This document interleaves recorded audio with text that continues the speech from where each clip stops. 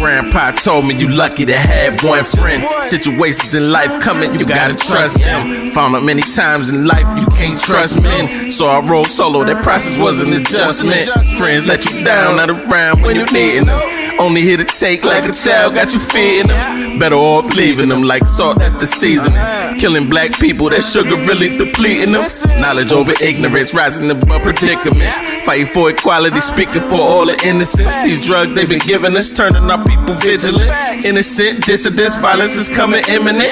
Gotta fall a couple times to learn the lessons faster. Thinking will it matter if I skip a couple chapters? This life that I'm after got me climbing up the ladder. Won't be another rapper, bankrupt with the chapter. On another mission to get rich, it's big chips. Head past the crown on solid ground, the kid spits. On another level, these devils can't block the business. The kid get psycho with a rifle, get your wig split. Change the game passively in the back, so happily. Jersey.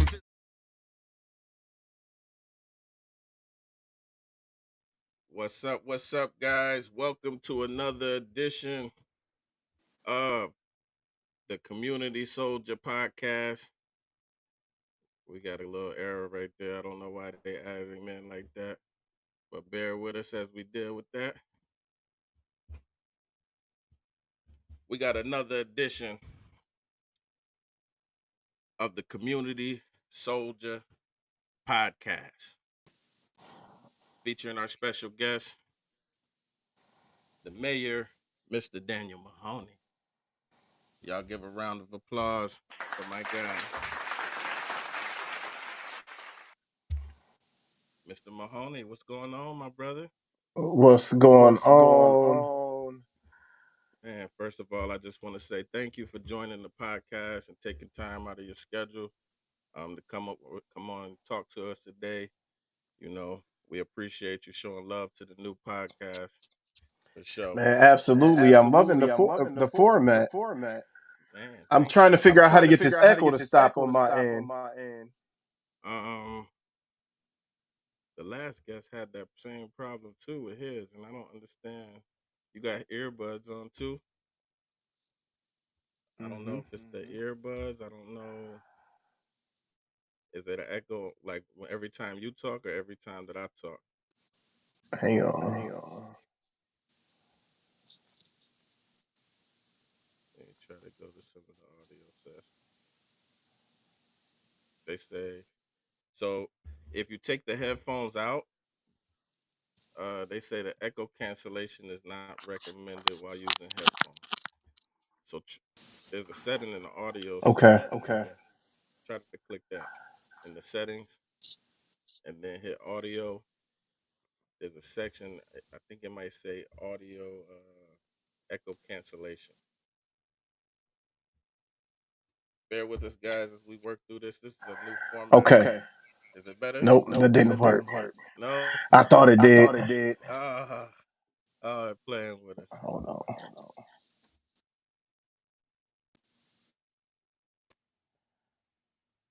Okay. Better. Check it right now. I mean, it's lower, but I mean, I'll deal with it. Okay. All right. We'll see if we can make the best with it.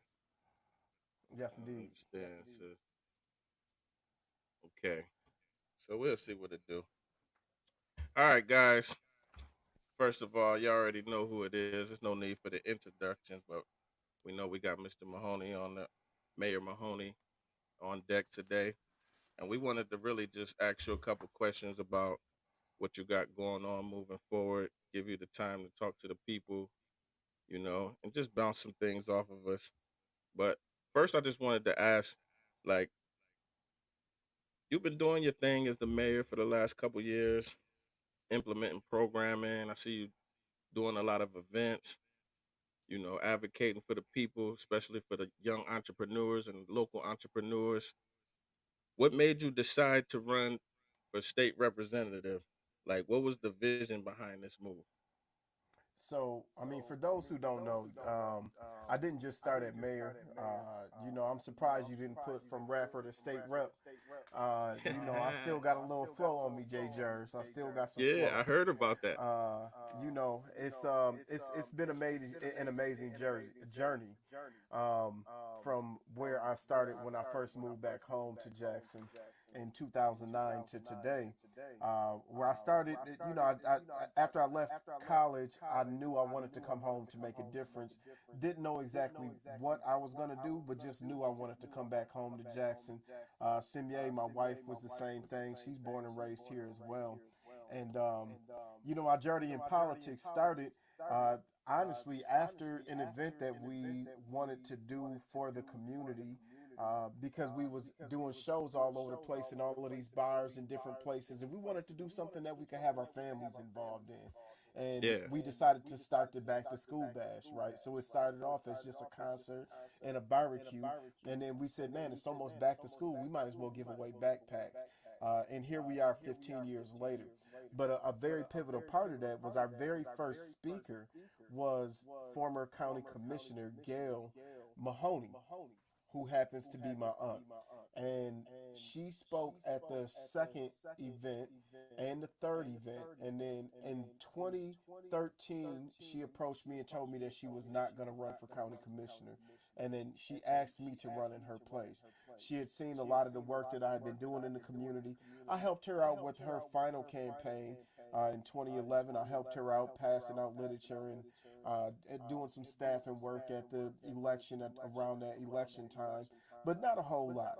Um, so I prayed about it. I talked to my family about it and decided to run for county commissioner. And the community supported me in a major way. Yeah. And they've been supporting me ever since then. I was a county commissioner for 7 years. So I ran for 4 consecutive terms and won all 4 terms as county commissioner, representing half of the entire city at that time. So the Yep. east side and the south side is the district of the county that I represented. Um, Around 2021, a little bit before 2021, well, 2020 was a very turbulent year for me. That was Mhm. the year that we were doing a lot of social justice work, a lot of equity work. One, because of how COVID was ravaging the community, but then, of course, we all know the George Floyd situation happened, and Yep. the entire world blew up just as much about COVID as they did, just as much about George Floyd as they did about COVID. And it was no different here in Jackson, where people were outraged at what happened. And I'd already been doing a lot of social justice work, part of the NAACP, president, the Still County Commissioner, just doing a lot of work. And did a lot of work to help with the final stages of changing MLK to what it is now. It used to be Francis Street. This was a Yep. fight that had been going on for 49 years in Jackson. And then we finally made it happen. So myself and former Mayor Derek Dobies worked together on quite a few initiatives. And that change was not just about changing the street and ending that story. It was ending that chapter in the story and a promise to continue by intentional reinvestment in Jackson's most divested in portion of the community, the South Side. Yep. And that was very important to me. So when we sat down and we talked about the street being MLK, Francis Street being turned to MLK, I said, man, we cannot do this and allow it to become the run of the mill, average, rundown MLK. Oh, it's in the hood. It's where the black people live. We wanted to make sure that this was going to be an intentional reinvestment in this portion of the city. Um, Mhm. so fast forward, I got a call from former Mayor Derek Dobies. He said, hey, will you endorse me for my next campaign? It's almost election season. I said, yup. Let's talk about what initiatives we can knock down. And through that conversation, he kept talking. And then he said, well, actually, I'm not running. I think that you should run. And I was like, look, man, I just told you I would endorse you, man. Get off my phone playing. And he was like, no, I'm serious. I've talked to my whole team. I've asked them, I told them that I'm not running, and I asked them all to give me a name for someone who we could stand behind and support. And every person on my team said your name. So that was a lot for me, man. So I did the same process. I prayed about it. I talked to my family, my wife, my 5 daughters, my mom, my pops, and everybody was like, "Yo, let's do it, man. Let's move on it. Whatever support you need, we got you." I put my team together, and we won, making me the first black mayor of the city of Jackson in 2021. Mayoral terms are only 2 years. County commission terms were 2 years, so I was used to that quick turnaround. So I ran for re-election in 2023, which was just a year ago, and I won that election. And to me, elections that are that short are like report cards, because people have long memories when you're not serving the community in the way that you should be, or not following through on what you said you were going to do when you ran your campaign. And I won my election, so that gave me a lot of confidence. About halfway through that election, Jers, I got another phone call from a group of people and said, "Hey, listen, we almost won this seat for state representative if it weren't for some unfortunate things that happened with the last candidate, and we're looking for candidates for House District 46." And I told them right then, I said, "Let me finish my breakfast first. Let me finish my election that I'm in right now. I've got a couple more initiatives that I want to make sure we get off the ground that I see moving forward, and also put kind of like a progression plan in place for what would happen if I did take that step."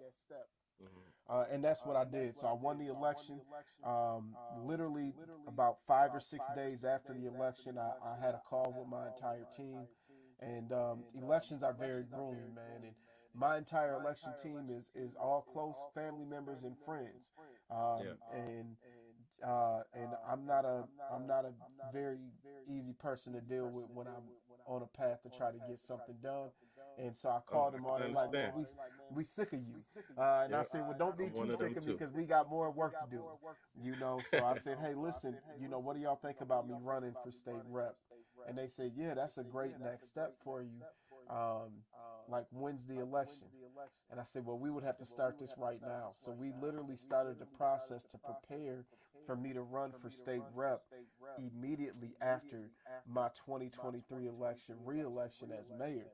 And here's the reason why I'm running. It's very simple. Being an elected official is about getting results and getting work done for the citizens that you represent. That is the bottom line. And Yep. the biggest thing that I know is it's not getting done right now. There's a lot of things, a lot of resources, a lot of initiatives that could be started from that state representative seat that is just not getting done by our current representative. So that is something that I looked at very closely, and that motivated me to say, why not me? That's always been my theory, is if not me, then who? And if not now, then when? When? And so when I talked to my team and they said, "Yes, we'll support you," we decided to move forward with it. The city of Jackson is in a great position. We have a lot of great things going on. Council is strong right now. My vice mayor is strong. It's a natural progression for it to go from myself to who our vice mayor is, which is Freddie Dancy.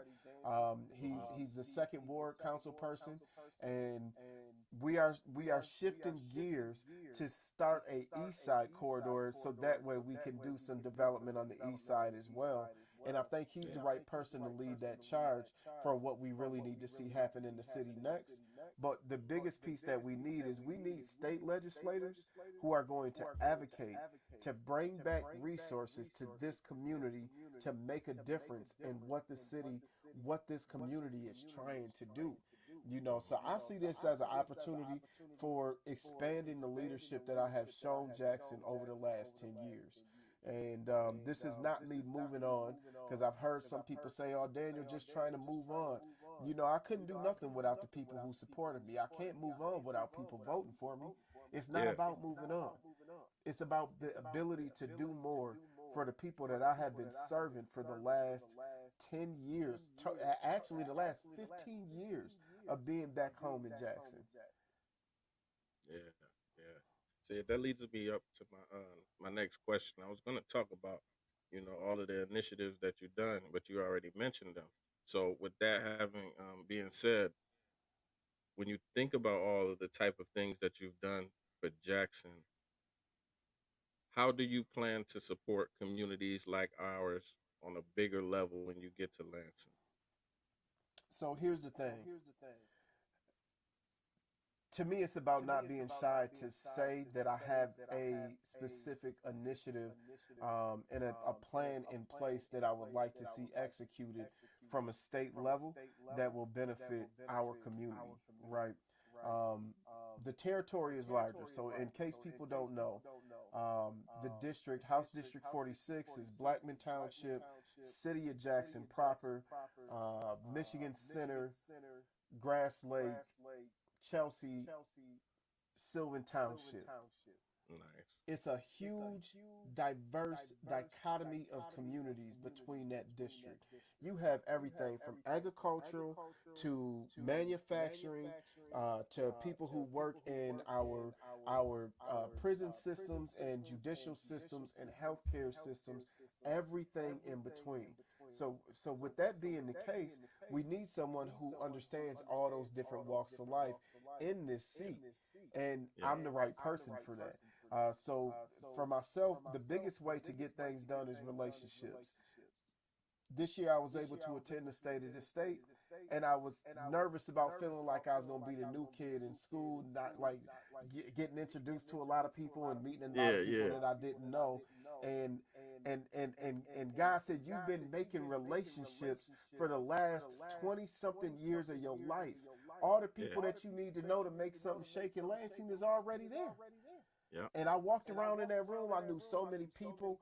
All the little after events they had after the State of the State, I was running into friends from college, running into fraternity brothers, running into people that I knew as a county commissioner that moved up to be a state rep.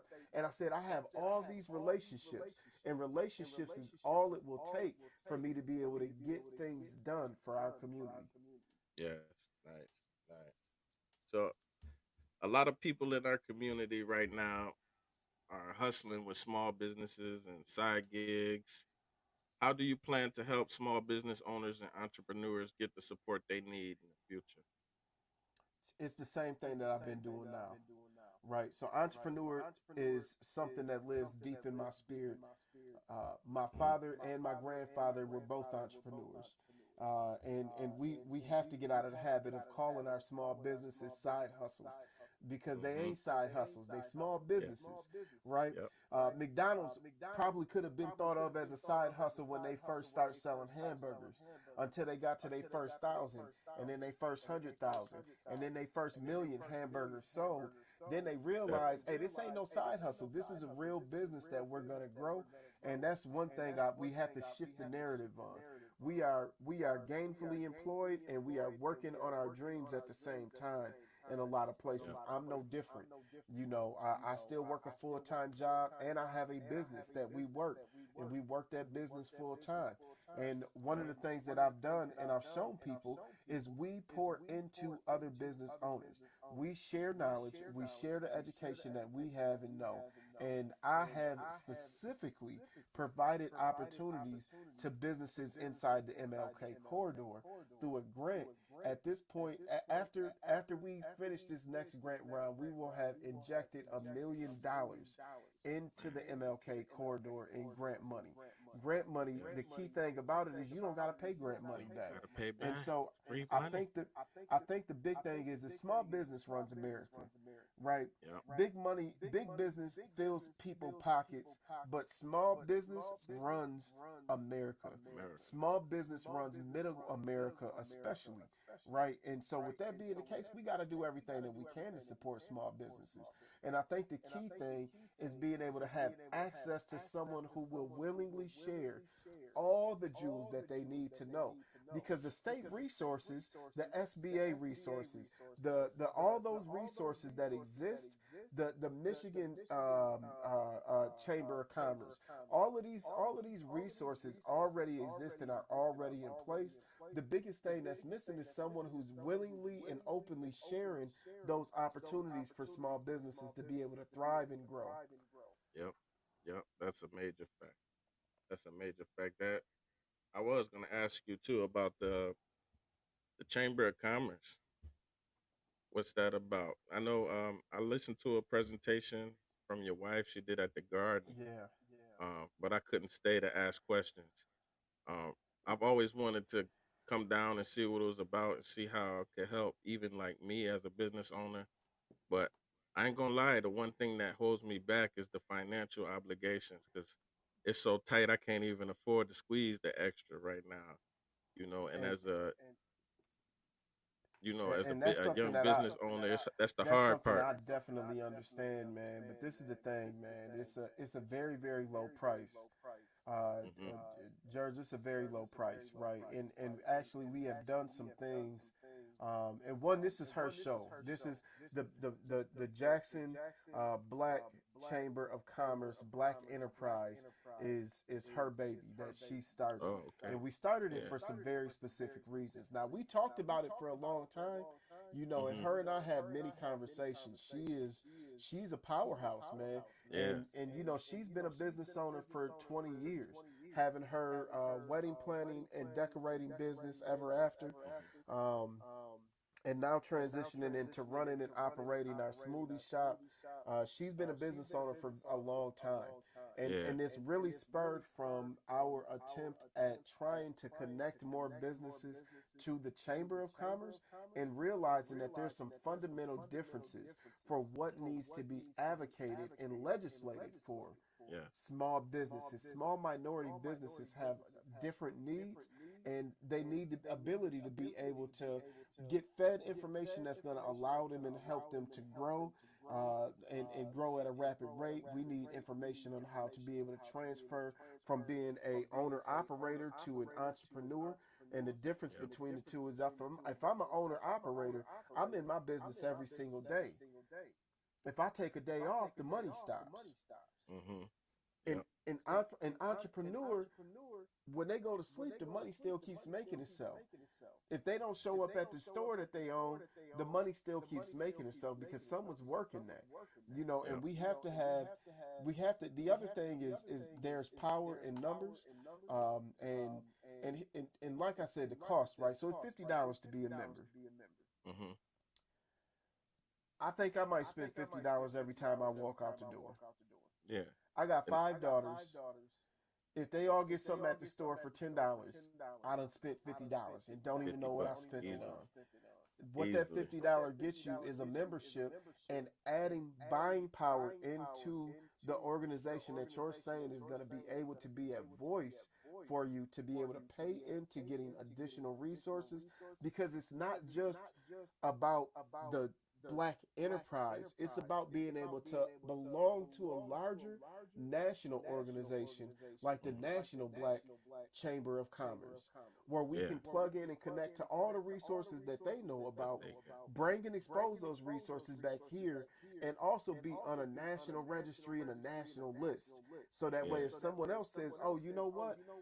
Jay Jers got this business. I'm sorry, Justin got this business called All for Less, and it's up in Jackson. I'm right in Lansing. I'm gonna go up there and check him out because he's on Hmm. this list, and I saw him on the list."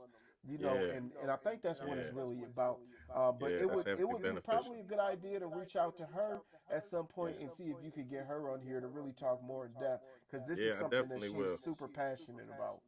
I definitely will. I would love to have her break it down on the show. That's a great idea. Great Yeah. idea. Man, there's so much to talk about, man. But one of my major passions in this city and my advocacy work revolve around the housing crisis right now. Like the housing situation is so bad, man. Like, what's the plan to address the housing crisis, man, to make it easier for us folks out here, man? And so we working that plan right now. That plan is absolutely in action, and I agree with you 100%. Housing is very tough right now. So um, we have an affordable housing committee that we created that did a lot of work in studying exactly what do we need in Jackson for housing. Is it low income? Is it moderate income? Is it market rate housing? Is it single family home? Is it multifamily? What do we need in Jackson? And they took So a the nice first survey. year to do some research in the community to find out what it is that we're missing. Along that pathway, they created one of the greatest ideas that I have seen come about, which is the 100 Homes program. So we shopped around the idea to some very national, large developers who come in and they build tons of houses. They may build subdivisions and, get a plot of land and they build a subdivision with 50, 60, 70 houses in it. Some of these developers that we went out and pitched this idea to. And instead of taking our ARPA dollars and putting them here, putting them there where they weren't having an impact directly on citizens in the community, we took $2.5 million of ARPA dollars and stuck it into this 100 Homes program and said, we're going to give about $25,000 in down payment assistance to each person who buys a house. That'll allow us to do 100 new houses in the city of Jackson. Now, the program is called the 100 Homes, but the intention is to be able to keep this program funded and keep it going past the 100 homes. At this point, I just got the report tonight. Earlier today, I ran into Corey at another event that I was at, and he said that we now have 24 houses that already have foundations and are being built, and we've got 35 approved, ready to go applications of people who are already through the program and pick their lot out and waiting on their house to be completed being built. So the program is working. And I know a lot of people are like, man, I can't afford to own a house. But people are paying $1,000, $1,200, $1,500 in rent right now. And they're paying that money into something they will never own.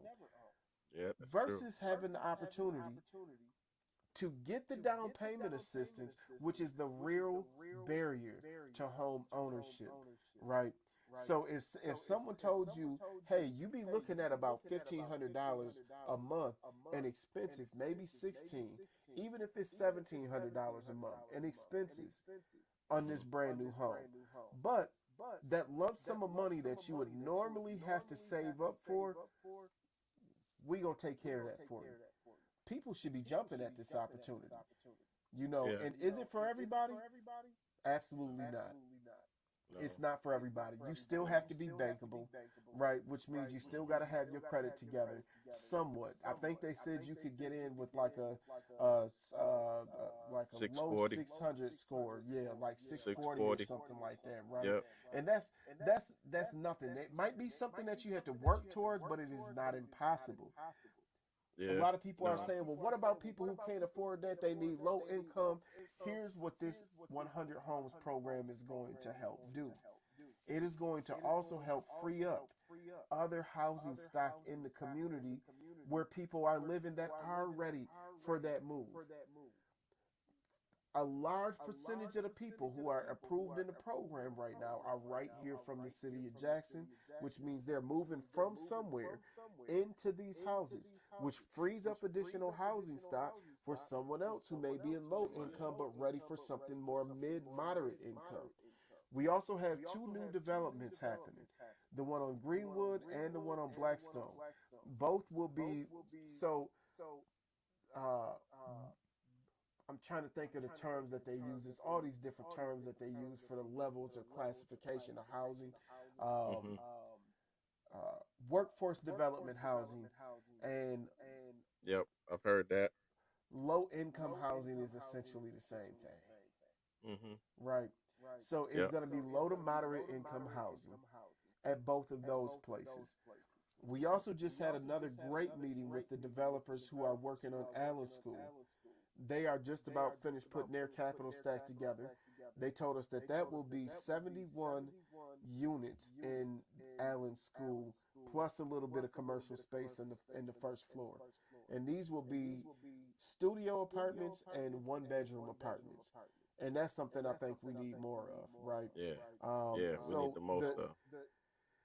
The housing crisis in Jackson, I feel like, should shake loose from where it's at. Oh, now I forgot to mention also the Hayes Hotel. Now, this is market rate apartments or condos that will be in the Hayes Hotel, but the Hayes Hmm. Hotel has sat vacant for 25 years.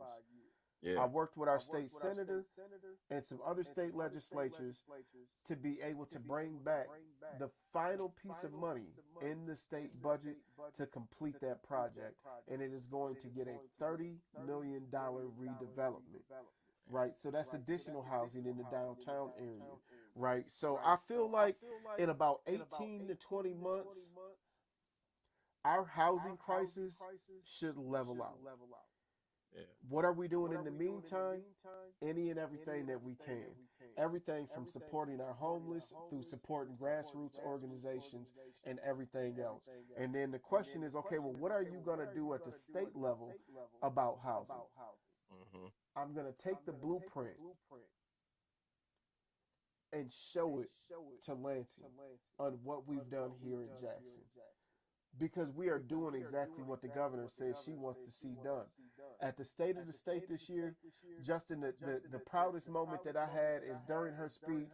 She said, well, you know, the cost of living is rising and the cost of rentals are rising. And, you know, a lot of that we can't really stop. But what we can do is build, baby, build. And we're going to start building houses.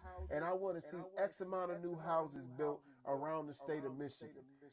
Now, I knew she didn't know we already had the blueprint right here in Jackson. We are already building. So this program that we have, the 100 homes, is something that actually can be duplicated in any community. Yeah. Yeah. I agree. I agree.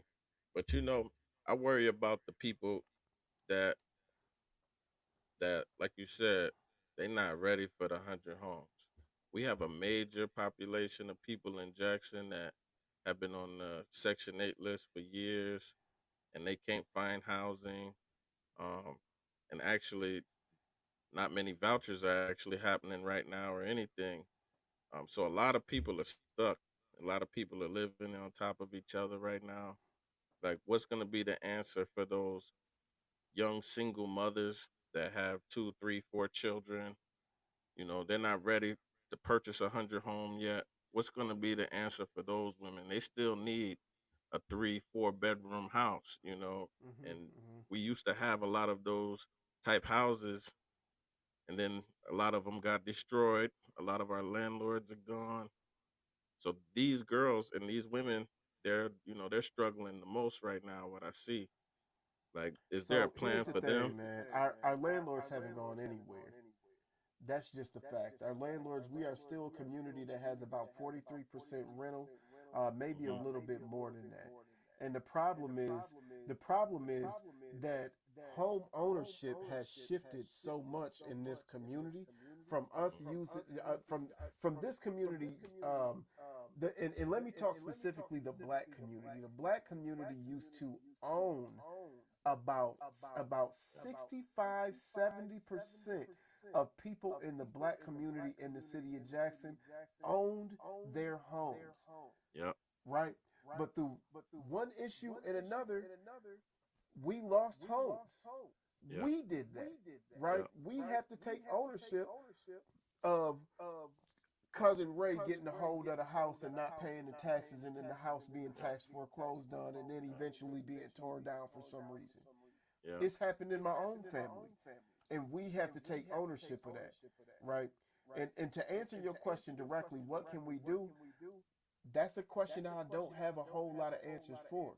We have to do everything that we can, right? Yeah. So one of the things that I feel like we have to do is continue to make sure that the state legislature knows that it's important for us to continue those services that are available and try to expand those services.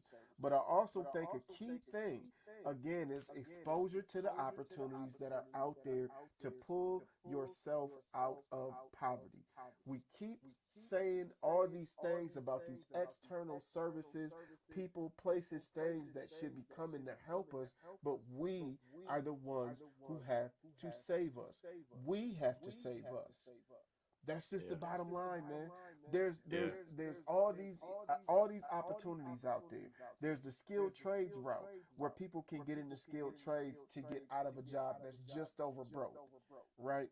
Not only that, there's Michigan Reconnect, where any adult over the age of 21 currently can return to college to get at least an associate's degree A lot of for opportunity. free, paid for. Yeah. A lot of So will it opportunity. take some time? Absolutely. Will some people still maybe have to stay shacked up? Absolutely. But in 18 months, there should be some space freed up. But I don't think that there's anybody I don't think there's anywhere in America that you can go that's going to just give away 3 to 4 bedroom houses like it was, because the cost is so much different than what it was. And Yeah. that's just me being honest and transparent in what I think. Right. Yeah. What Yeah. can be done, I'll have to see once we get to that state level if there's anything additional that can be done. But I think the housing plan that Jackson is working right now will show and prove that in about 15 to 18 months, once we have all these houses and all these apartment complexes completed, it's going to make a humongous difference. The other thing that I'm hoping and praying and wishing will happen is that redevelopment of the 3 properties that Jackson Housing Commission is in control of. And that's Reed Manor, that Yeah. is Shahans, and Chalet Terrace. They Those need it 3 properties are critical for us to do reinvestment in, redevelopment, so that people can live in a better condition than what they're living in right now. And I know that there's space out there in Yeah. buildings that just can't be used. Yeah. Yeah. And they could be redesigned and they can fit more people there. I agree with Absolutely. that. And I definitely understand like a lot of the a lot of the problem in our housing, especially working. I work with homeless veterans. So I'm in the part of the community where I see so many different factors. And it's not always about like people just not having the education.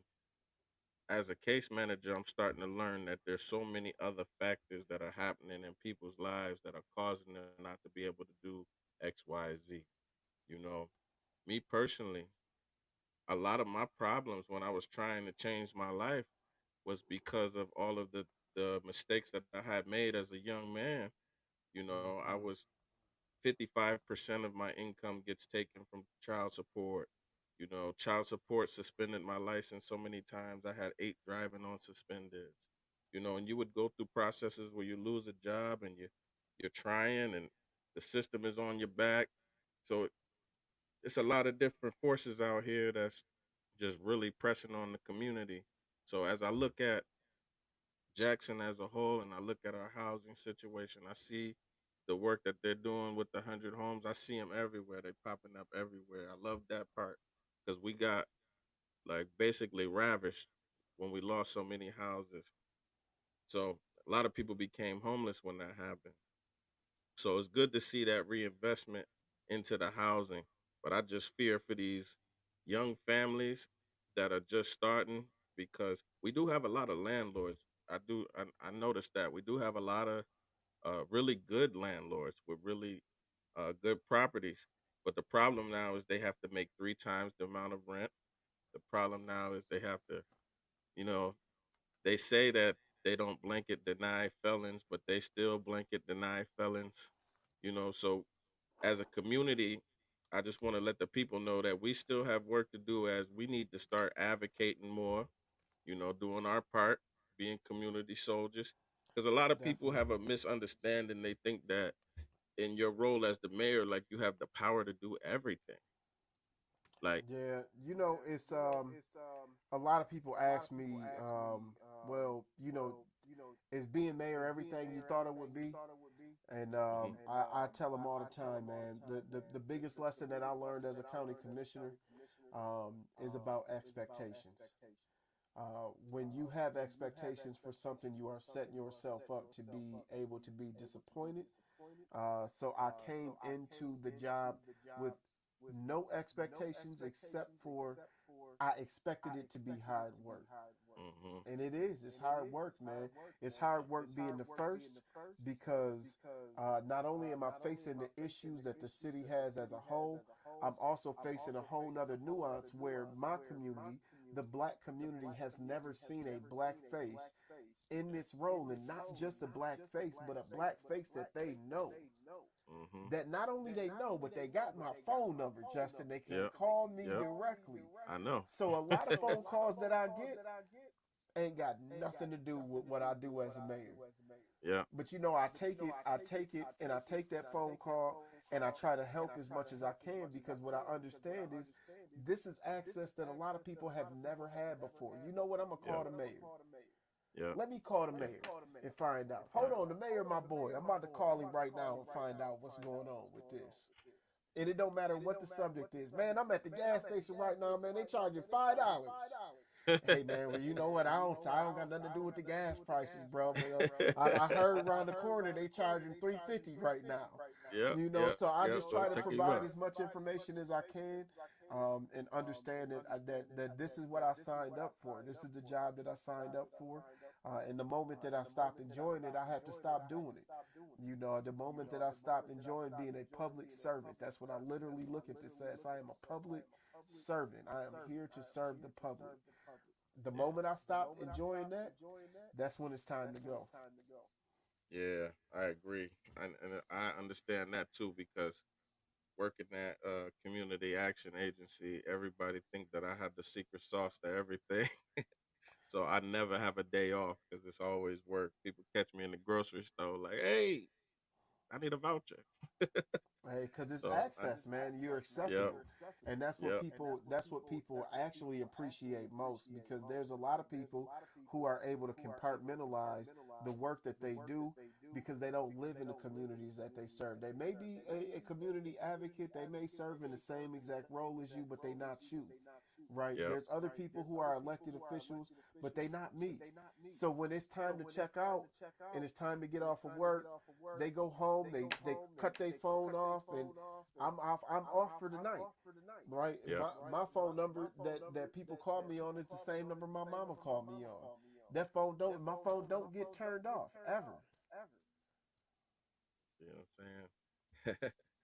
Look, last question, man. I got a lot of people, especially a lot of our younger generation. They feel like their vote doesn't matter, especially like in local elections.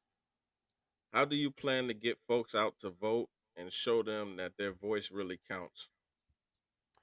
We've been working on that real tough, man, and that's a great question. I appreciate you for asking that question. What I have been doing is having as many individual conversations as I possibly can. Um, the other day, I was at the Y Pop Garden for a voting event where she was trying to get young people out to vote and to be educated about voting. And she had a nice group of students there. Some came from Jackson High, some came from Jackson College, and it was a good group of students out there. She had the state senator out there and League of Women Voters, and Arlene Robinson came out. First Ward council person Arlene Robinson came out, and myself, I was there. And man, across the street, a car whipped around the corner so fast. Mm. I I looked over there and a couple young men jumped out, scurrying around in and out the house. So I just kind of walked over there and had a direct conversation. The first thing I told him was, man, you ain't got to pull up in here like that, man. You see all Yeah. these folks over here. It's young kids over here and everything, man. Don't pull up like that, bro. Like you right here in the neighborhood. You ain't got to pull up like that, man. That's dangerous. You know, because I'm not scared of us, man. And I'm going to Mm-hmm. talk directly to somebody like they my family member, right? Yep. But the next conversation that I had with him after, he was like, man, I apologize. You know, this car a little faster than what I expected, and I hit the gas a little harder on accident. I apologize for that. So I appreciated him and the way that he handled the situation, because he could have popped off at me if he wanted to. But I was Yep. respectful to him as well. But I did just tell him directly. But then I said, man, do y'all know what's going on over here? Do y'all plan to vote? And his response was probably the average response of our young people, which is, man, they not doing nothing for me. Yep. Why would I Yep. vote? He said, y'all got to do something first. Y'all got to change things, and then I'll come vote. But what I explained to him is, young man, it don't work like that. In fact, it's the exact opposite. You have to vote in order for things to change. And then Yep. I gave him direct examples, right? Because we was right there on the south side, right in the corridor, and I explained to him all the millions of dollars of investment that have happened on the south side that I don't believe would have happened if my opponent for mayor would have won the election. Yep. In fact, I can almost guarantee you it wouldn't have happened. It wouldn't have That happened. money would have been invested somewhere else. These projects that are happening would have happened somewhere else. And then I think the light bulb went off in his head. Like, you know what, you're right. I said, man, you vote in this house, someone like me gets elected. And I need you to vote. And that's what I'm saying to people right now. I need you to vote. Do not leave it by chance and think that I got it just because you see a lot of people saying, go, Mahoney, go. No, I Yeah. need you to go. I need you to go vote. You got to, because if you don't, I'm not going to win. I cannot win without the South Side. I cannot win this election without the support of Jackson. I cannot win this election without the support of the young people, especially. And here's the biggest thing that they need to know. They are counting on you to not come and vote. To not vote. They count on you to not come vote. To not vote. Yeah. They got you counted already to not show up. No, Yep, them young folks, they ain't coming out to vote. We ain't got to worry about them throwing the vote off. That's what they banking on, is that our young people don't show up, that they're not civically engaged, that they're not investigating who these candidates are and what they stand for and what they represent. That's what they Yep. counting on. I'm asking us to show differently. Yep. It's time. We got to use our voice, and that's what we do. That's what we do. And I try to show people by example. I've spoken to our senators. I speak to, some of our state representatives. I just got an award from one of our state representatives last weekend with That's the nice, man. Bishop Holdings program, the Come Out Stay Out program. It was a nice program. They gave me the Veterans Award, for That's me nice, man. being a returning citizen. So I thought that was amazing. Just to be, Congratulations. I seen that. yeah, I'm getting used to being in the world, in the advocacy world, and being a voice for the people. I used to think it was like something hard, but it's really nothing to it, man. They ready for us. They want to hear us. They want to know, you know, they want to know our experiences. I'm in so many focus groups, so many different panels, with people from different communities that don't look like us, and they just want to know what the problems going on in our community, and they want to know how to help. And Yeah. it's like things are changing now, man. I tell people all the time, man, if we just really just come to the table and start working, come with open minds, ready to build, ready to grow, you know, we could really elevate our situation, man. And it's all gonna start with us learning financial literacy, hustling for a living, building entrepreneurs, businesses, small businesses. I'm all Hmm. about that. But before we wrap it up, man, oh yeah, I got the rap battle Saturday. Hey, listen, man. I don't think you understand how geeked I am to come out to that event, man. Shout out to Catch My Vibe, man, for putting Yes, that catch event my together. vibe, man. I cannot wait for that. That, listen, I be trying to tell people, like, look, I started battling. That's how I started rapping, bro. Yep. So I love it. I love the competitive nature of battling, man. I still love music in general. Man, Jerry, it's crazy, man. I got a phone call the other day from a reporter. This is how crazy politics is, right? Yep. I got a call the other day from a reporter who said, "Hey, we received a copy of some of your rap lyrics, and these sound like rape lyrics." I said, "Man, the song is to my wife." Yes, it's very sexually suggestive, but she liked it, Yeah. but it is not rape lyrics. And do you even listen to rap? And she said, no, I don't listen to rap. And, they just sent me just these pieces of lyrics, and I wanted to confirm with you what it meant. And I said, I think you should go listen to it yourself. And she listened to it and called me right back. And she said, no, this is way out of context from what they said. So this political climate that we are in, these other people are looking for any and every we lost that you they for a second. my bad, I think I lost you for a minute. Yep, you good though. You You back? still there? Yep, we here. My bad. Can you hear me? Yep, we can hear you. Yep, we can hear you. Can you hear me? Yes, sir. Yep, you're good. We can hear you. I don't know if you're not getting no volume, but we can hear you. Can you hear me? Yes, sir. I can hear you. You good on my end. Well, I think we might have lost him, guys. But we can give him a round of applause anyway. That was a good little interview, man. Good. I did have one more question. Let me see. There you go. My phone rung. I'm sorry, man. But yeah, man. Oh no, you're all right. Anything is what I was getting to. These people say anything nowadays, man. So if you hear something crazy, or you see an ad, or you see a postcard on your doorstep or something like that, just go by what you've seen from me over the last 15 years, really over my entire life. I am the same person that everybody has always known me as. I am no different. Nothing's different. No foolishness about me. I ain't got a side chick, a mistress, a random baby on the side. I ain't got none of that. None of them issues. Yeah. I'm the same me that I have always been. Yeah, people ain't never seen that before, so sometimes it's hard to understand, man. Yeah. But one last thing, man, before we leave, man. What you wanna what's one final message you want to leave with the people about your run for state rep? We'll wrap it up there. So this is a pivotal time that we're in right now. There's a lot of our freedoms that are being challenged that shouldn't be challenged. They're challenging them at the national level. They're breaking it down to the state level, and that's trickling down to the local level. And right now, what I'm asking for is your support to send me to Lansing to be a voice for you, to be a voice for this community, to be a voice for the unheard, to do something that's been unseen, to send me to Lansing.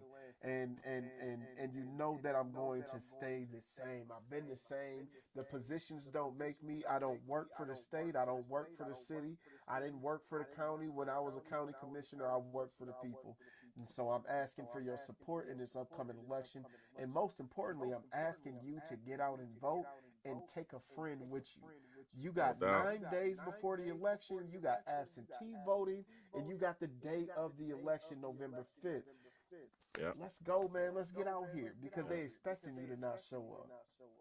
Yeah, we out there. Y'all hear from the mayor first. Soon to be state rep. We need that, man. We need them voices in the. We need that, man. I appreciate you for coming on, man. This was lovely. We just getting started, man. Yes, always, man. We've been rocking a long time, man. Long time. I remember the rap days. Come on, man. Come on in the basement of Abs over there on the east side. Yeah. Yep. Eb commented on here. He said, love. Shout out to Mom. Mom said, awesome podcast tonight. She said, appreciate you, Mr. Mayor. Thanks, Mom. Yes, appreciate you for always supporting. Yep. Yes, y'all have a great night, man. I appreciate it. It was another great episode of the Community Soldier Podcast. We're going to give the mayor a round of applause for all the work you've been doing for Jackson. Yes, sir. We out of here. Grandpa told me you lucky to have one friend. Situations in life coming, you gotta trust them. Found out many times in life you can't trust men. So I rolled solo, that process was an adjustment. Friends let you down, not around when you needing them. Only here to take like a child, got you feeding them. Better off leaving them like salt, that's the seasoning. Killing black people, that sugar really depleting them. Knowledge over ignorance, rising above predicaments. Fighting for equality, speaking for all the innocents. These drugs they been giving us, turning our people vigilant. Innocent dissidents, violence is coming imminent. Gotta fall a couple times to learn the lessons faster. Thinking will it matter if I skip a couple chapters? This life that I'm after got me climbing up the ladder. Won't be another rapper, bankrupt with the chapter. On another mission to get rich, it's big chips. And past the crown on solid ground, the kid spits. On another level, these devils can't block the business. The kid get psycho with a rifle, get your wig split. Change the game passively in the back, so happily. Jersey. Grandpa told me you lucky to have one friend. Situations in life coming, you gotta trust them. Found out many times in life you can't trust men. So I rolled solo, that process was an adjustment. Friends let you down, not around when you're needing them. Only here to take like a child, got you feeding them. Better off leaving them like salt.